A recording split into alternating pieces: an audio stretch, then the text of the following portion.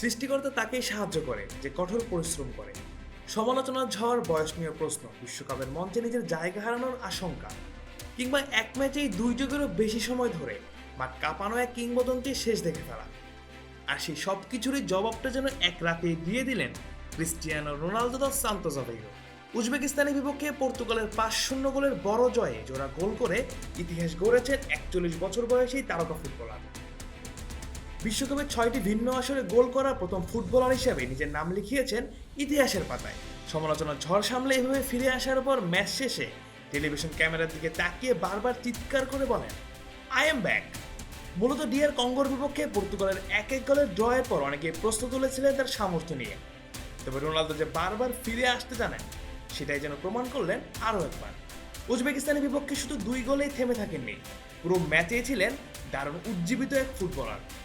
আর match শেষে নিজের অনুভূতির কথা বলতে গিয়ে রোনালদো বলেন, এটা ছিল কঠিন অন্ধকার একটা সপ্তাহ। এমনও মনে হচ্ছিল যেন আমি ইতিমধ্যেই ফুটবল থেকে অবসর নিয়ে ফেলেছি, কিন্তু আমি সবসময় যেভাবে লড়াই করি এবারও সেভাবেই টিকেছিলাম, কারণ আমি বিশ্বাস করি কঠোর পরিশ্রমে ফেরার মন্ত্র। সময়টা কঠিন ছিল, এটা আমি স্বীকার করছি, কিন্তু আমরা ফিরে এসেছি। 5+ স্টার রেটিং প্রাপ্ত দেশের সর্বোচ্চ বিদ্যুৎ সাশ্রয়ী ও eco friendly Walton AC. Walton air conditioner, smart comfort এখন নেক্সট লেভেলে।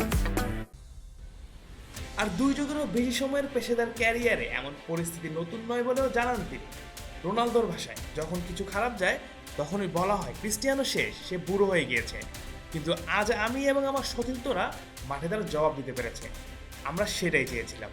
এরপর নিজের নতুন কীর্তি নিয়েও কথা বলেন রোনালদো। বিশ্বকাপের ইতিহাসে দ্বিতীয় সর্বোচ্চ বয়সী ফুটবলার হিসেবে গোল করার অনন্য এক কীর্তি করেন রোনালদো। তিনি জানান, রেকর্ড ভাঙা অবশ্যই ভালো লাগে, কিন্তু আমার মূল লক্ষ্য সবসময় জাতীয় দলকে তার লক্ষ্য পূরণে সাহায্য করা। এই মুহূর্তে আমাদের কাজ ছিল গ্রুপ পর্ব পেরোনো, আর 4 পয়েন্ট অর্জন করার মাধ্যমে আমরা সেই লক্ষ্যের আরও কাছে পৌঁছে গিয়েছি। রোনালদো আরও জানান, আজ আমি ম্যাচ সেরা হয়েছি, কাল অন্য কেউ হবে, কিন্তু আমরা যদি ঐক্যবদ্ধ থাকতে পারি তাহলে অনেক দূর যেতে পারবো। এদিকে পর্তুগালের কোচ রবার্তো মার্টিনেজও প্রশংসায় ভাসিয়েছেন তাদের অধিনায়ককে। মার্টিনেজ বলেন, গত 1 সপ্তাহে রোনালদো ছিলেন নিখুঁত একজন অধিনায়ক। সমালোচনার চাপের মধ্যে থেকেও তিনি পুরোপুরি মনোযোগী ছিলেন। এমন পরিস্থিতি তার জন্য নতুন নয়, অভিজ্ঞতা দিয়ে তিনি দলকে নেতৃত্ব দিয়েছেন। তিনি আরও যোগ করেন, আমাদের অধিনায়ক একজন আইকন, জাতীয় দলের জন্য তিনি আদর্শ। এছাড়া রোনালদোকে প্রশংসায় ভাসিয়েছেন উজবেকিস্তানের কোচ এবং সাবেক বিশ্বকাপ ও ব্যালন ডিওর জয়ী ইটালিয়ান ডিফেন্ডার ফ্যাবিও কানাভারো। সব মিলে রোনালদো যেন আরও একবার জানালেন, এত আগেই তিনি ফুরিয়ে যাওয়ার না। Mujahidul Islam Zahid, on field.